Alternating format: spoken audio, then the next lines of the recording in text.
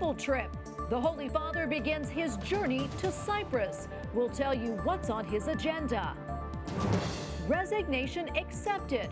Why a French archbishop is stepping down.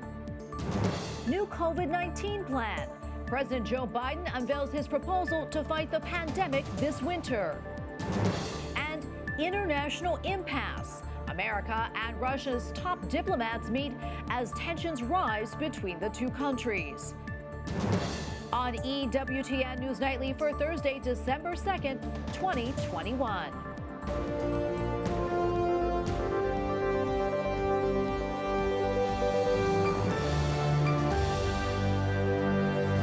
Thank you so much for being with us tonight. I'm Tracy Sable. Pope Francis has arrived in Cyprus to begin an apostolic visit. A group of affectionate school children welcome the Holy Father as he brings his message of fraternity. We love you! We love you! We love you!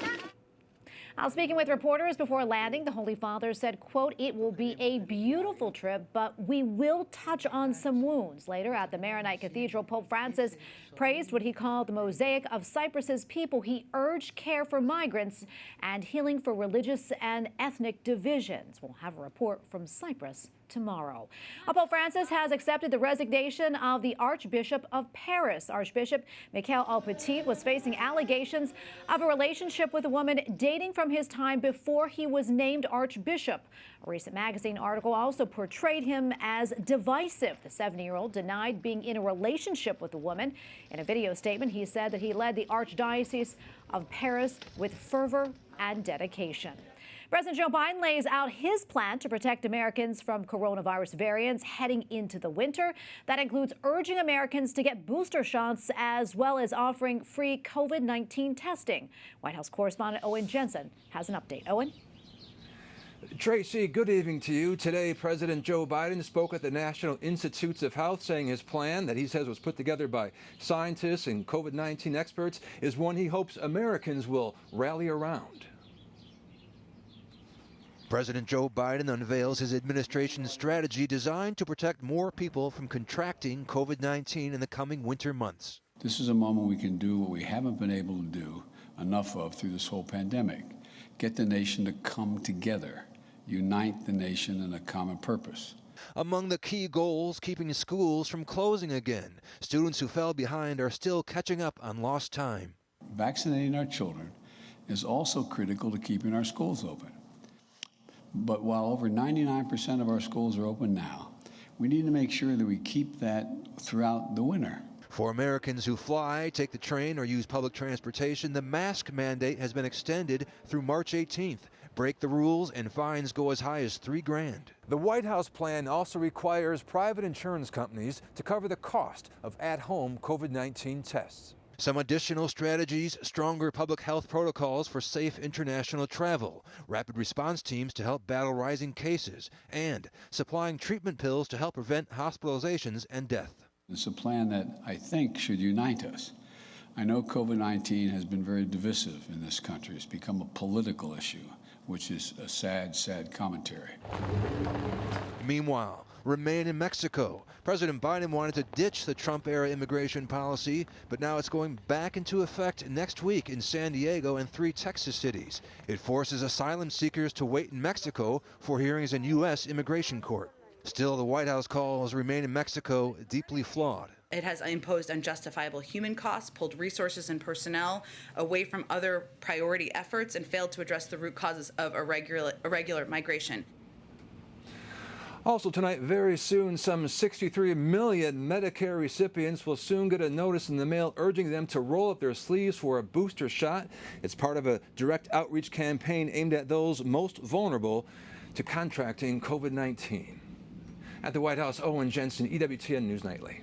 And joining me now is Amber Athey, Washington editor at the Spectator. Amber, welcome back. Always great to see you. As we just heard, Owen reported that the Omicron variant has been detected in California and Minnesota. I'd like to get your thoughts on President Biden's plan to tackle this new variant, including extending those mask mandates on public transportation.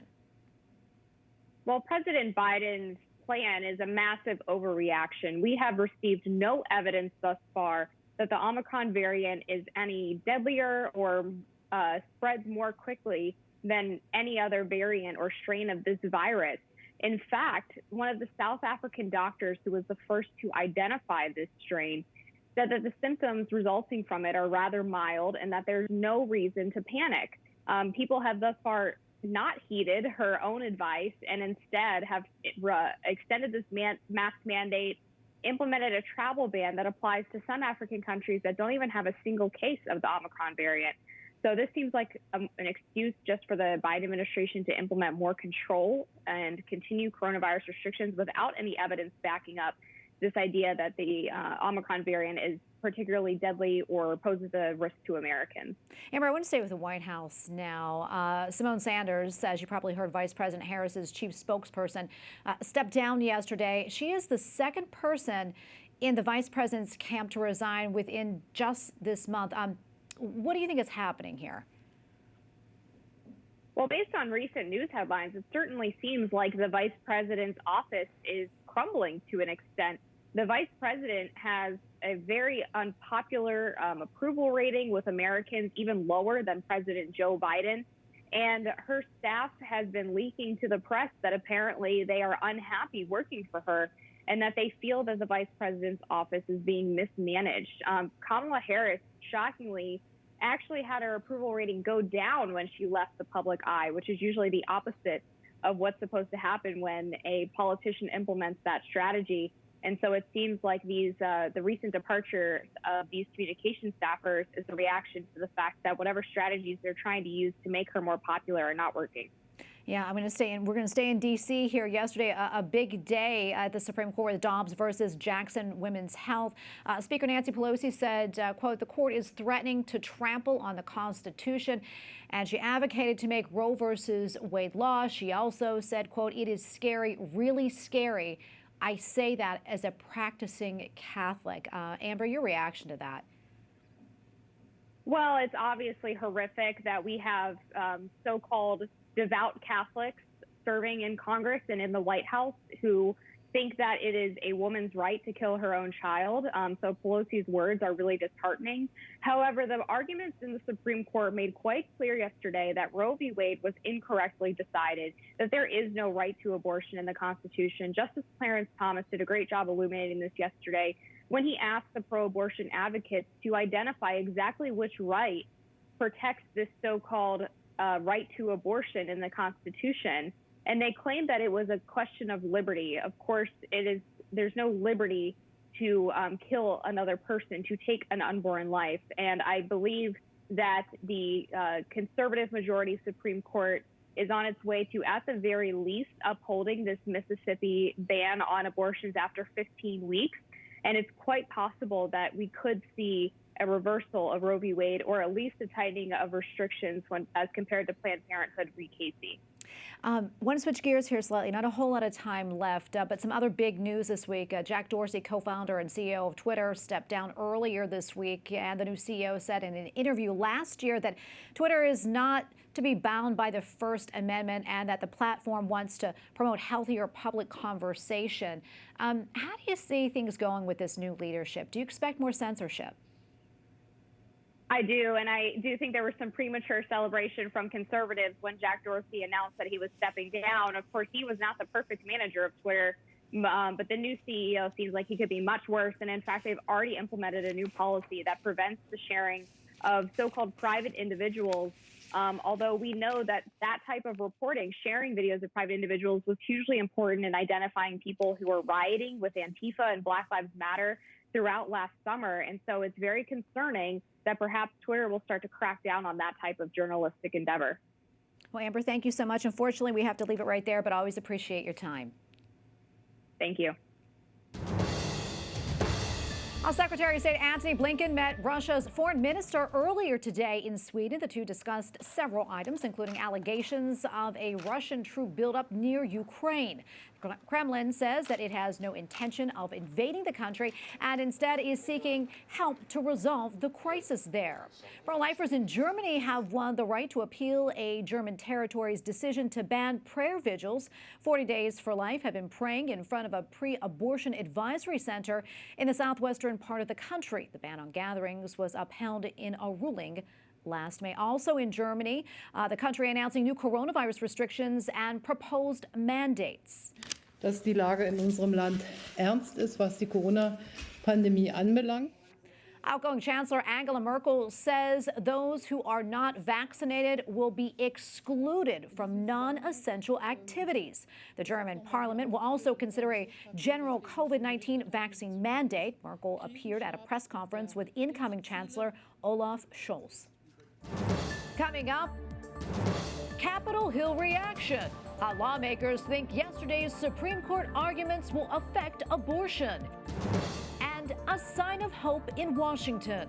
See the Capitol Christmas tree lighting.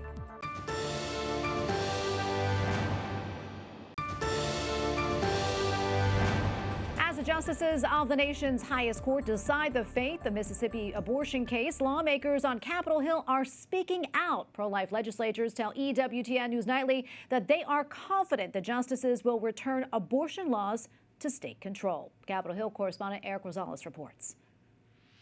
Lawmakers are painting two vastly different pictures of the Mississippi abortion case. While Democrats claim it's a violation of the U.S. Constitution, pro-life Republicans sense victory in the long battle to restore rights of the unborn. When you look out and you see all of these people who for decades have been marching for life, who've been standing up for life, who've been working to elect pro-life elected officials at the state houses, here in Congress, this is our moment. Other pro-life Republicans say the choice is very clear. I recognize and believe that life begins at conception, but maybe not all of America agrees with me on that. But I do believe with all my heart, a huge part of America agrees, we should not allow abortions on babies that can feel pain or that can respond to their mom's voice or their siblings' voices, right? Senator Roger Marshall, a doctor, delivered babies for years. Codification of Roe is the strongest weapon that we have to blunt these restrictive anti-women state laws. House Speaker Nancy Pelosi, a self-professed Catholic, warns that the U.S. Supreme Court is aiming to take away a woman's choice and even criticized the justices' questions during oral arguments. Sometimes I think they need a session in the birds and the bees for some of the kinds of statements that they make. Republicans say it's time to correct the mistake made in 1973. 48 years ago, folks in this building said every state mandated must give the ability for people to kill their children. 48 years ago, we need to step out now and to say we were wrong, and that needs to change now. Republican lawmakers tell me that they're working to restore pro-life protections into the spending bills and into President Biden's Build Back Better Act. At the Capitol, Eric Rosales, EWTN News Nightly.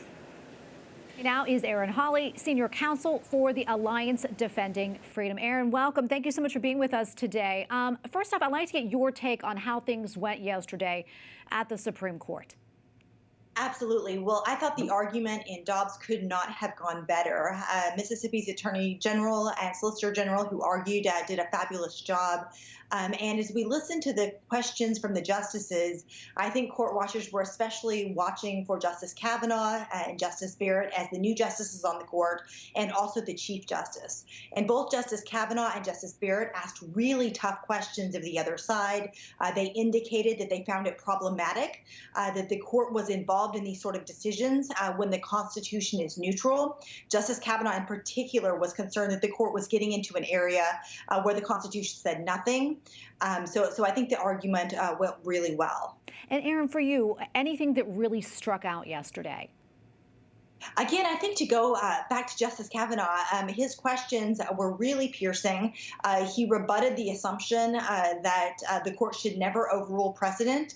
He listed a litany of cases, important cases, in which the Supreme Court has overruled prior precedent, including Brown versus Board, which many of us consider to be probably the greatest decision the Supreme Court ever issued. And so Justice Kavanaugh made the salient point that the Supreme Court does, in fact, overrule decisions. abortions. And sometimes those decisions that overrule prior cases become the most important that the court issues. So he made clear that he was not afraid to overrule cases, that he thought that is proper for the court to do. I also really loved the Chief Justice. He had some great questions pointing out that the viability line is totally unprincipled. It's unmoored from anything in the Constitution. And he noted that the United States laws on abortion are so permissive that it puts us in the same category as the People's Republic of China. Probably not a category we want to be in on a lot of issues, and certainly not abortion policy. Yeah, definitely. And one of the things the pro-abortion attorneys argued that the 14th Amendment's due process clause, that is, grants women the liberty to have abortions. Can you talk to us more about that, and how does the liberty argument differ from other pro-abortion arguments, such as, the right to privacy? Absolutely. That's a great question. And as you think about sort of the evolution of this abortion doctrine at the Supreme Court, it really illustrates just how made up the doctrine is. If you look at Roe, Roe famously, or I should say infamously, relied on the emanations and penumbras, as the court, they were quoting a case saying this, that comes out of the other Bill of Rights, which means they didn't find anything in the text of the Constitution itself. They sort of cobbled other interests together. Which is completely unprincipled as a constitutional matter, was widely derided even by liberal constitutional law scholars as not even constitutional law, nor even attempting to be. So the sort of attempt to resuscitate this doctrine has been to place the right to abortion in the Liberty Clause. And at least there is a textual hook. The 14th Amendment of the Constitution does protect liberty. But at the end of the day, this argument fares no better. And that's for the simple reason that in order for a liberty interest to be protected under the 14th Amendment, the Supreme Court requires that right be deeply rooted in our nation's traditions and history. And if you look at the right to abortion in the 1868s, there absolutely was no right to abortion. In fact, most of the states limited, restricted, and forbid abortion.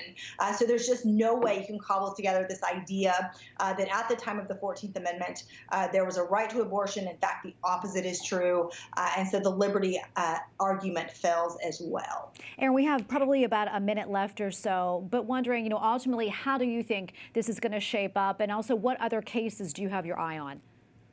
Absolutely. Well, this is, I think, a really encouraging oral argument. I think Mississippi is bold in asking the court to overrule Roe versus Wade and follow on cases like Casey. I think that's the most principled way for the court to decide the case. It would remove the court from an issue that constitutionally belongs to the people and return that matter to the states, which I think is the right thing to do, and also the sort of easiest decision to write because it's constitutionally accurate. The court could take a middle ground and uphold Mississippi's law.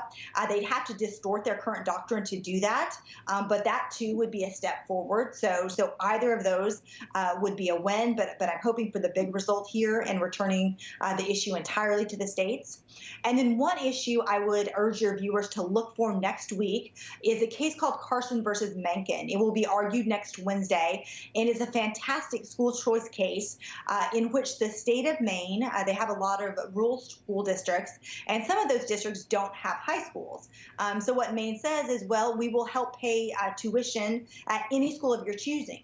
Some parents have sent their children to elite prep schools. There's even been a case of a student going overseas to school. But there's one qualification. Maine says you may not send your students to schools that are too religious, which makes no sense out of our free exercise clause. And I would be looking for the Supreme Court to reverse on that one. Well, Erin, great to be with you. Thank you so much for your time and analysis. We really appreciate it. Thanks for having me. Up next, historic anniversary. Catholic and Anglican churches see common ground. And hope for the holidays.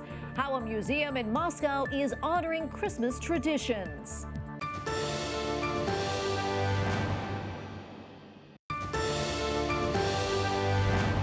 On this date in 1960, an important event in the relations between the Catholic and Anglican churches. 61 years ago, Pope John XXIII met with Geoffrey Francis Fisher, Anglican Archbishop of Canterbury. It was the first face-to-face meeting between a pope and the primate of the Anglican Communion in 400 years. Joining us now from Rome is Archbishop Ian Ernest, Director of Anglican Centre in Rome and personal representative of the Archbishop of Canterbury to the Holy See. Your Grace, thank you so much for your time today. Can you tell us more about this meeting, how it came about, and why there had been a pause in relations for 400 years?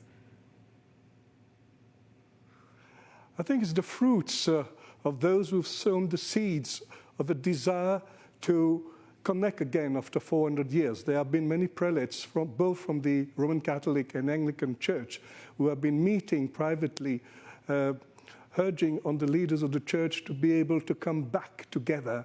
And these fruits have been actually been in place through that private meeting between John XXIII and Archbishop Fisher.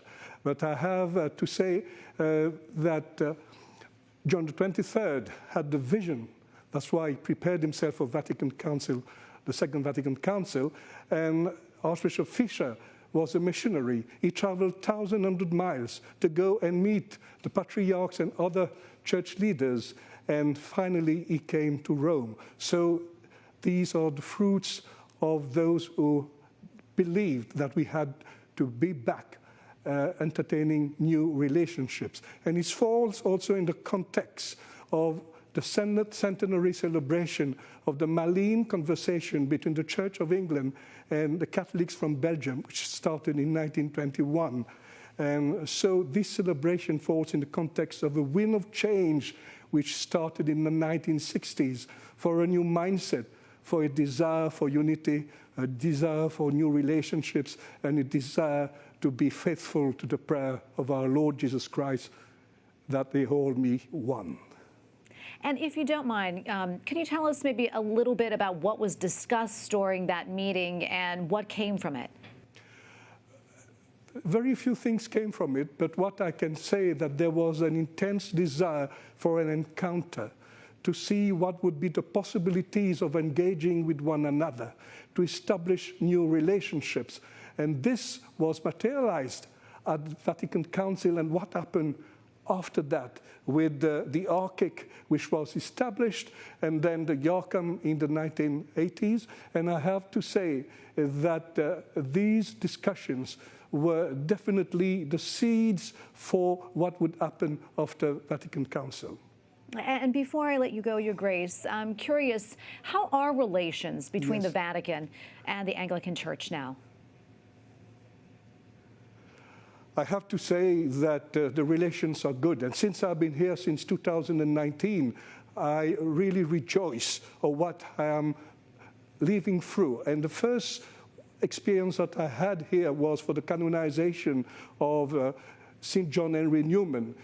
During the service of canonization, I had the surprise of having the Pope leaving his procession, coming to meet me and say to me that I was welcome to Rome as a new bishop in Rome.